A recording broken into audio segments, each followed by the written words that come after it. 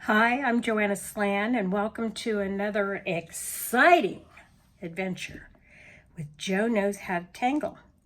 And we're going to hope that the fire alarm doesn't go off in the middle of this because they're testing the fire alarms in the building. But here we go. I thought that since today, when I'm recording this, is October 1st and fall is in the air, that we would do something fun and tangle a leaf. So what I did was I went outside and I found a beautiful maple leaf and I traced it and I came up with this tangle, and I'm going to teach you how to do the different portions of it. Now, I don't know whether you have a maple leaf at home to tangle, so here's what I've done. I drew the outline of the maple leaf on this paper, and I'm going to show you how to transfer an outline like this to a Zentangle tile. You'll start by cutting out the image, and the image will be available on my Pinterest page, and I will link to that in the notes. So here I've cut out the leaf, cut around it. I drew the outline of a tile first. I guess I should explain that. And then I cut out the leaf, but you won't need to do that because you'll already see the border. So you'll just cut out the leaf using the border. And then what I'm going to show you how to do now is how do you transfer one image to something else without doing a copying machine, for example. So on the back of this, I used a pencil, just a regular pencil, and I spread graphite. In other words, I scribbled along the edge that's the border. And if you would hold that up, you would see that here's the edge of the leaf, and I've pretty much covered this with graphite. Now I take my Zentangle tile and I center the leaf on top of the tile. And that's always a little bit tricky. So let's see. Yeah, that's got it pretty well. And now I'm going to trace the leaf. I'm using my pencil to do this because it's actually the point of the lead that allows you to do the tracing. A marker might not work because that might not be a sharp enough or distinct enough point. Now the border that I drew for some reason is a little large. It's probably because when you trace something, your tracing is always going to be a little larger than the original. And your tracing right now does not have to be perfect. Let's see what we got, okay? Ta-da! Do-do-do-do-do-do. I love it when things work right. I hate it when things don't. So now I'm going to take a marker, and in this case I'm using a Sharpie pen. I wanted something that's pretty much bigger and darker than usual, except the Sharpie's not cooperating. There it is, because I wanted it to be easy for you to see. And I'm going over the traced graphite image.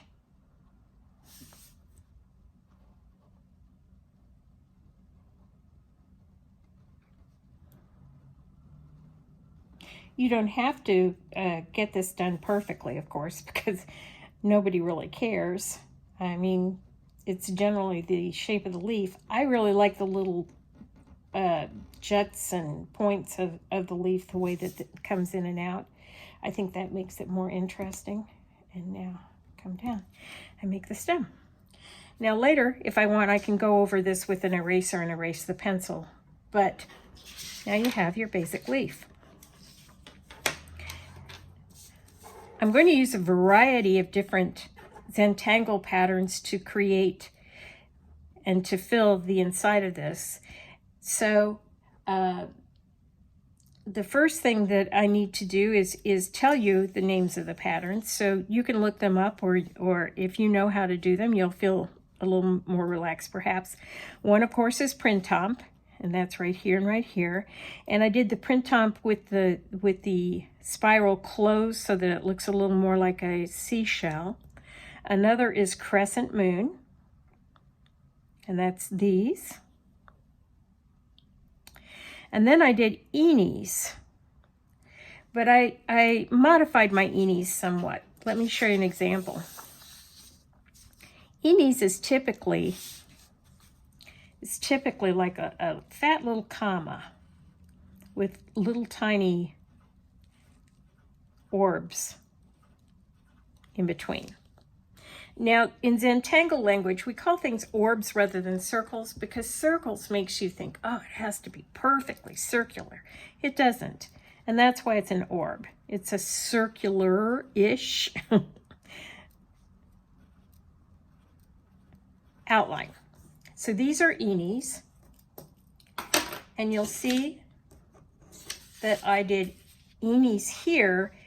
But then what I did was I added a little black to the inside of the eenies. I thought it made the eenies look more substantial. The other pattern that I did that's kind of new to us is one called Enzapel. Enzapel is a grid pattern. Now, a grid pattern means you're going to start by drawing a square. And with Enzapel, you're basically drawing the square and then drawing a circle inside the square that you draw. Or, well, actually it doesn't have to be a circle because whatever the shape is of that grid, you're going to follow it. And you're going to make an outline inside. So this is what Enzapel looks like. It's Enzapel. But when I finish my Enzapel here, I thought that it looked too open and empty, so I went back in and I added to it.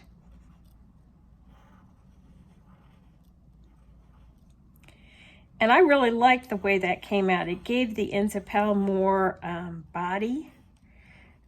It made more of a statement.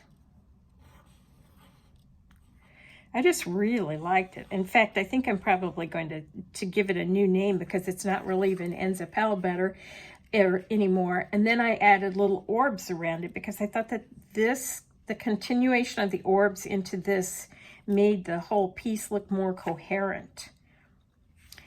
This is Fiore. And again, I modified Fiore. Let me show you what I did to it. Fiore is another grid pattern.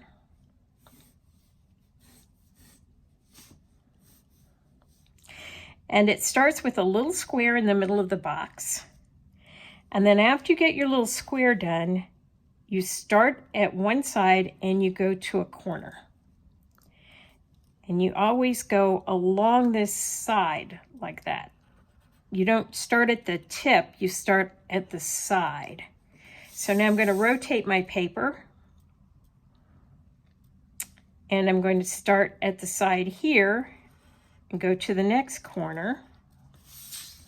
I'm going to start the side here and go to the next corner. And somehow I messed up. Because there should be one that goes here. Okay, let's see. Let's try that again. Okay. This way, and then this way, and then this way, and then this way. Okay. Okay, let's do it again. Yeah, that's why it's good to practice things before you put them down. And I did practice this. I just messed up. Okay, so I'm going to come along the side of the box and then go to a corner. I'm going to come along the side of the box and go to a corner. I've messed this up again. Anyway, this is the way it's going to look when it's done. So then you'll go back and you'll echo these. Only I messed that up too. back to that next week, maybe. No, here, we can get it done. We can get it done. All right, so I'm going to start with a curve. I'm going to rotate it, go along the side, do a curve. I'm going to rotate it, go along the side, do a curve, go. And that is correct. So then what I did was I went back and I did an aura on each line. And this is where you can really see why coming along that box is important. Did an aura. And I did an aura. Yeah, because what you want is this aura that kind of frames the box. Now, you can see the auras frame the box, but I didn't like this empty space here. It just, I don't know, it just didn't work for me. It just didn't. So what I did was I just made a grid inside it. So I came back and I did, which obviously was easier than making the original pattern, wasn't it? Isn't it? Duh. You know, I used to be a motivational speaker, and they used to talk about laughing and how laughing was like jogging for the inside of your body. So I hope that when something goes wrong, you can find it within yourself to laugh, because we could all use a little more exercise. Now, I left the inside box empty, but what I did was I went back and I colored in these arcs coming off the box.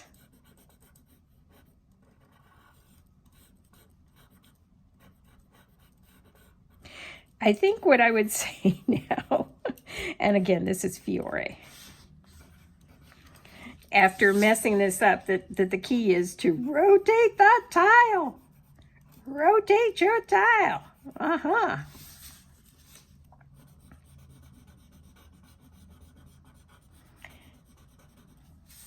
So that's how I wound up with this look, which I really like better than the original Fiore. So you've got your tile with the leaf on it. And now it's up to you to divide it into strings. And you can divide it into as many or as few strings as you want.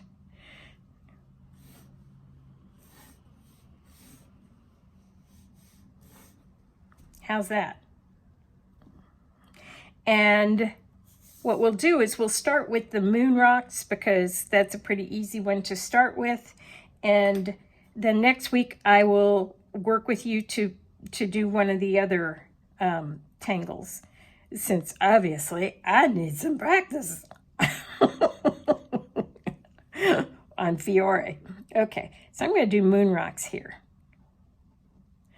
And yes, I would not normally use this pen. I would use a Tangle pen, but I want to make sure you can see this. So I want it to be nice and bold. And when I get to the corners, I have to decide whether I want the little ladybug half circles to go in the corners or not. I'm going to get graphite all over my table now, I imagine. Not that that's a big deal. And this is the part of Zentangle where you should really just relax and enjoy. I think I'm hitting the camera and making it vibrate, or maybe not. If I am and you're feeling slightly seasick, I am so sorry about that. Take a Dramamine and call me in the morning, right? Now, as some of you know, I'm getting ready to have knee replacement surgery, and I have to tell you that this Zentangle has really been a lifesaver. I've been very stressed with COVID and everything on top of the knee surgery. It's just, I mean, not that I have COVID, but with everybody in the world having COVID, it seems like, and with all of that bad news, bad news, I've been stressed. And the Zentangle has really, really been a lifesaver. So here we're doing these little auras, and I'm leaving the gap there to make a sparkle. You don't have to. I just kind of like sparkles. Now here you've got kind of a problem because that one's tucked in, so you just go as far as you can. And this one, same thing. Just go as far as you can.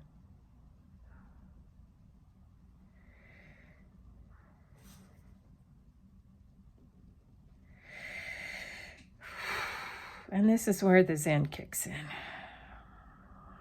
you're just in the moment, and all that matters is what you're doing and the lines you're making. I don't care about the dog barking in the hall. It's not my dog, not my problem. Not my circus, not my monkey.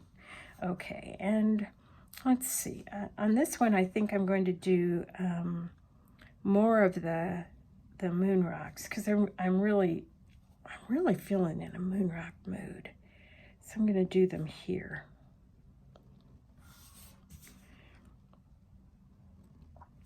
Oh, moon rocks are divine. You get a dozen for a dime. They're magic, right?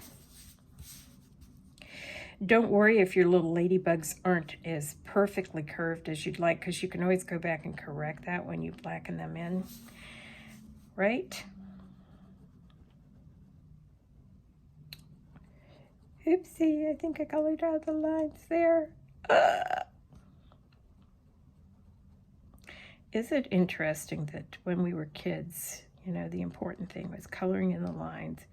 And I can kind of understand that because hand-to-eye coordination is important.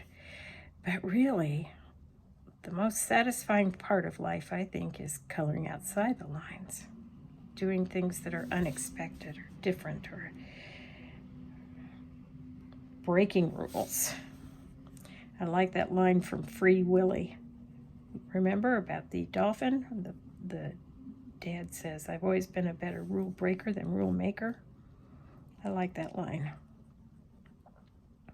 Of course, it helps to know the rules because then when you break them, you've had a rationale for doing it. You can understand what the principles are behind the rules, perhaps, and you're taking a chance always by breaking a rule, but if you know what the rule is and why it was there, then you can perhaps mitigate any problems that would occur. So I have my little ladybugs. And now I'm going to do the auras. You'll notice I don't even worry about the fact that the string lines are intersecting or anything. I will go back and clean those up later. Remember, the string is always just a guide, just something to get you started. It does help, I think, to do a string because it makes a project less daunting.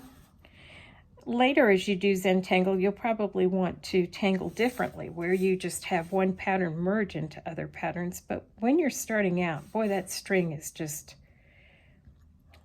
it's kind of a life rope, isn't it? And again, you'll notice that I'm turning my tile. And I like how this can overlap when you get your pieces together there, your auras, when they touch together.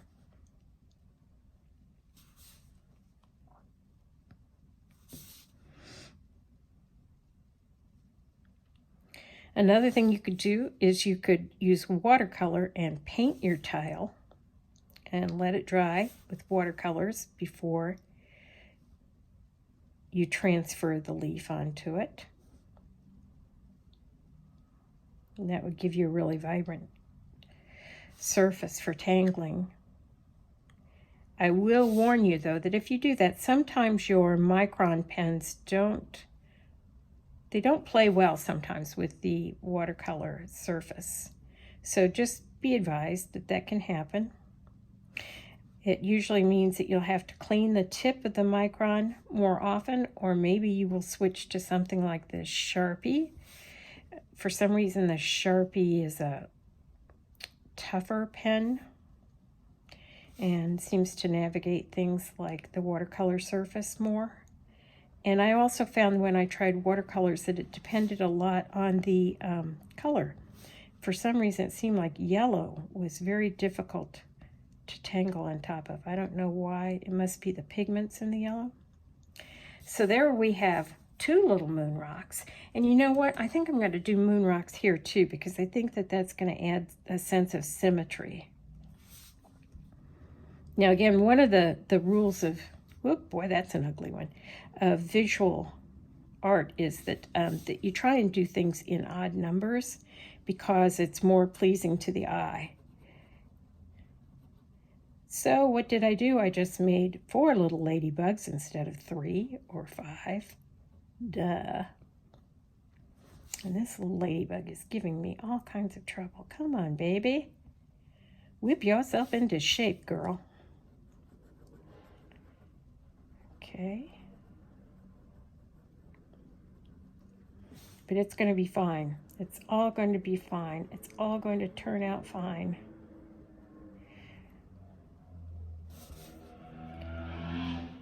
Okay, somebody's got a motorcycle and he wants us to know it.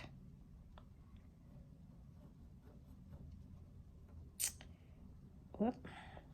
Okay, so now that I got the ladybugs, I'll do the auras.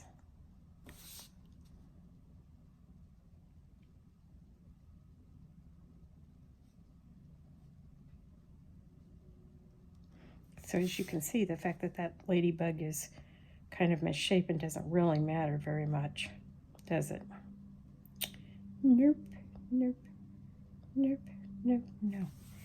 We still have the feeling that we wanted. So that's it for this week. We're going to stop with the moon rocks. So what did you learn this week? Well, I taught you a way to transfer a pattern. Take a simple line drawing, fill in the back with graphic. Basically what you're doing is you're making carbon paper. You're creating homemade carbon paper on the back of this. Then you traced it onto a tile, drew your string, and we began with moon rocks. Next week we'll take up this Enis or Fiore, I don't know which, but we'll work till we get this leaf filled in. Have a great day. See you next week. Bye.